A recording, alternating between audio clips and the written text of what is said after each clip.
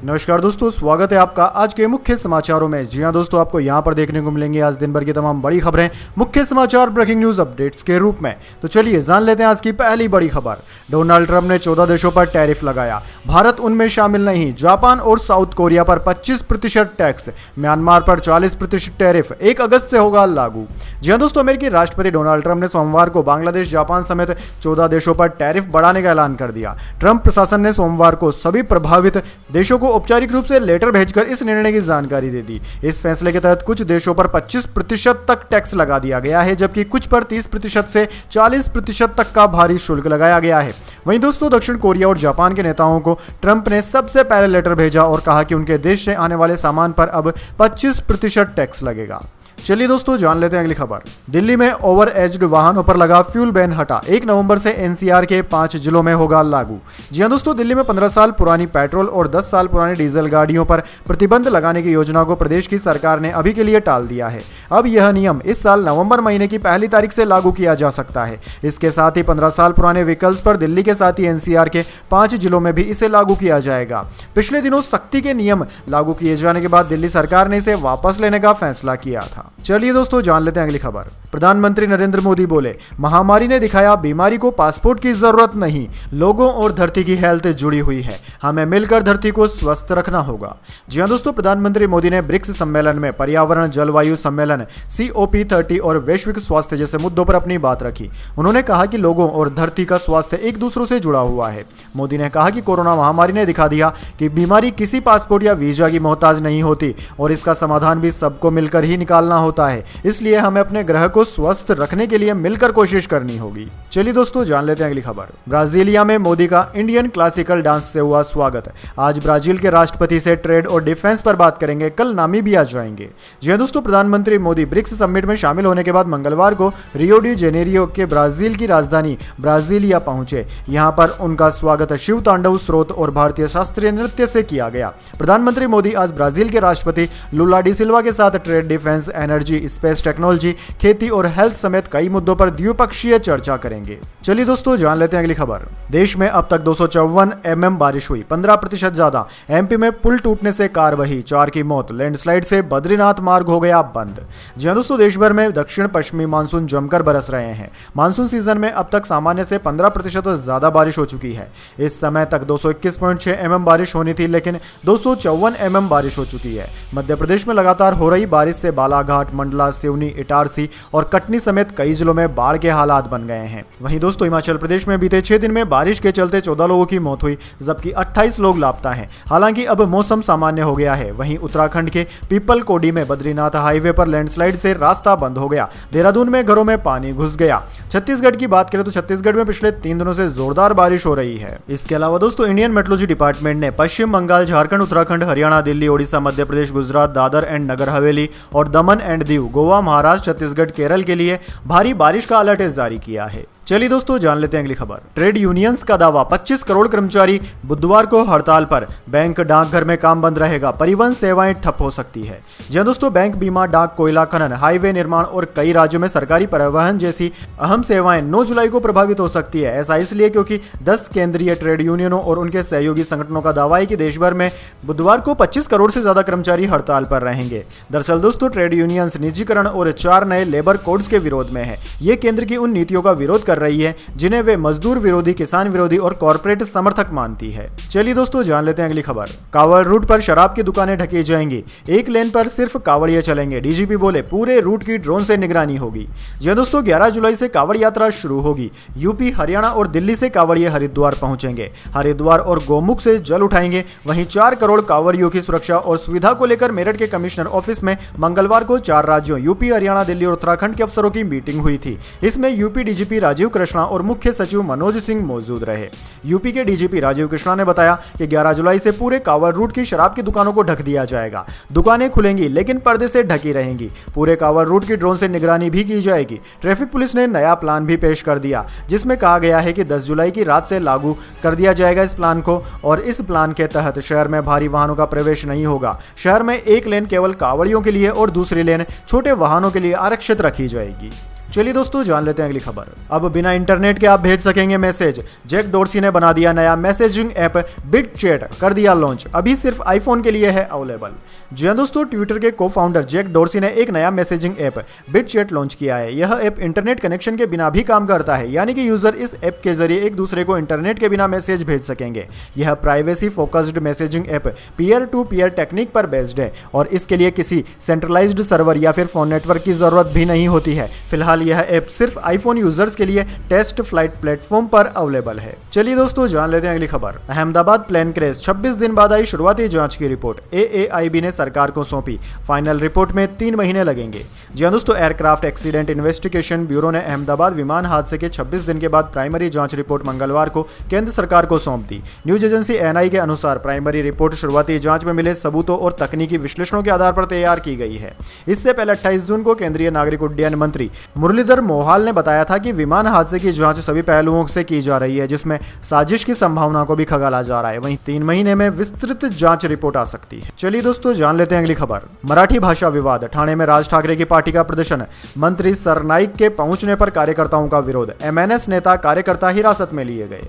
जी हां दोस्तों, महाराष्ट्र में मराठी को लेकर विवाद के बीच ठाणे के भायंदर में महाराष्ट्र नवनिर्माण सेना MNS ने प्रदर्शन किया। इस बीच महाराष्ट्र सरकार में मंत्री और स्थानीय विधायक प्रताप बाबूराव सरनाईक वहां पहुंचे। इससे MNS कार्यकर्ता भड़के और उनका विरोध किया। इससे पहले मंगलवार सुबह पुलिस ने महाराष्ट्र नवनिर्माण सेना मनसे के ठाणे पालघर प्रमुख अविनाश जाधव समेत कई कार्यकर्ताओं को हिरासत में ले लिया था। चलिए दोस्तों जान लेते हैं अगली खबर। अमेरिका यूक्रेन को देगा हथियार, डिफेंस मिसाइलें भी होंगी शामिल। ट्रंप बोले रूस से जंग में उसे खुद को बचाना होगा, पिछले हफ्ते सप्लाई रोक दी थी।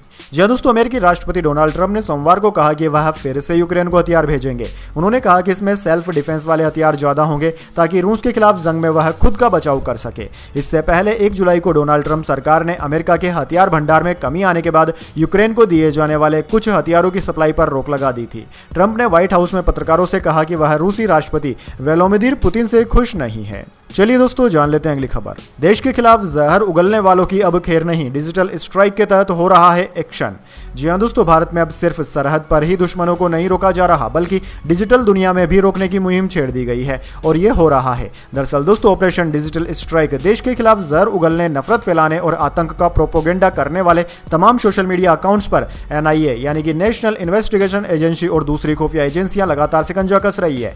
इनमें सिर्फ भारत के अंदर के लोग ही नहीं, बल्कि पाकिस्तान, चीन, खालिस्तान समर्थक गुट, ISIS के प्रचारक और विदेश में बैठे गैंगस्टर तक शामिल हैं।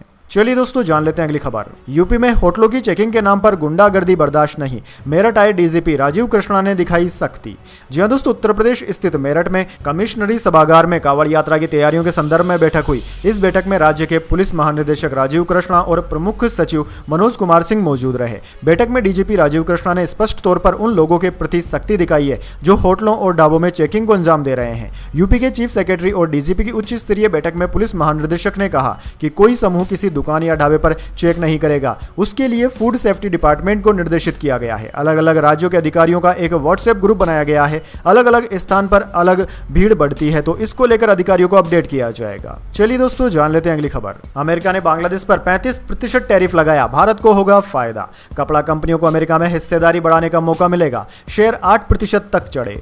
जी हां दोस्तों, अमेरिकी राष्ट्रपति डोनाल्ड ट्रंप के बांग्लादेश पर 35% टैरिफ लगाने के ऐलान के बाद भारतीय टेक्सटाइल सेक्टर के शेयर में 8% तक की तेजी आई। ऐसा इसलिए क्योंकि 35% टैरिफ से बांग्लादेश की निर्यात लागत बढ़ेगी, जिससे अमेरिकी बाजार में उसकी प्रतिस्पर्धा कमजोर होगी। इसका फायदा भारत को मिल सकता है। अमेरिकी बाजार में भारत अपनी हिस्सेदारी बढ़ा सकता है। चलिए दोस्तों जान लेते हैं अगली खबर। छांगुर बाबा की 3 करोड़ की कोठी पर चल गया बुलडोजर, 20 कमरे और हाल ढहाए। योगी बोले ऐसी सजा देंगे लोग याद रखेंगे।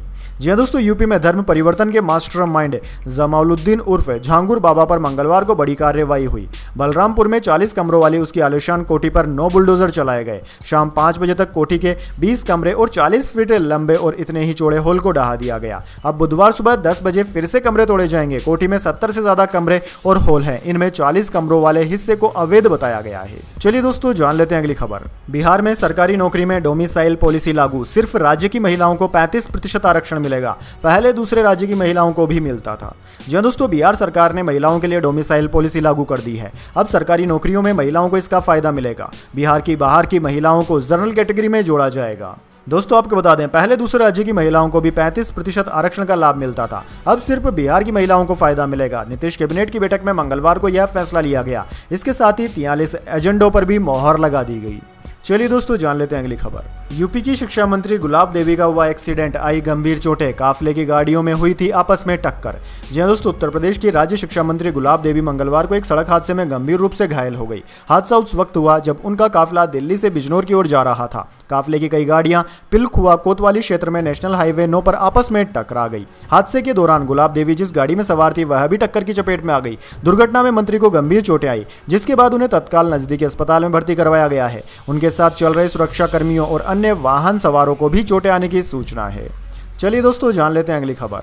ड्रीम लाइनर सबसे सुरक्षित विमान, अहमदाबाद प्लेन क्रैश पर संसदीय समिति में एयर इंडिया का जवाब। जी हां दोस्तों, एयर इंडिया ने संसद की पब्लिक अकाउंट कमेटी यानी कि लोक सेवा समिति पीएससी को सौंपे गए अपने जवाब में अहमदाबाद में 12 जून को हुए AI-171 विमान दुर्घटना में शामिल बोइंग 787-8 ड्रीम लाइनर का बचाव किया और इसे सबसे सुरक्षित विमानों में से एक बताया।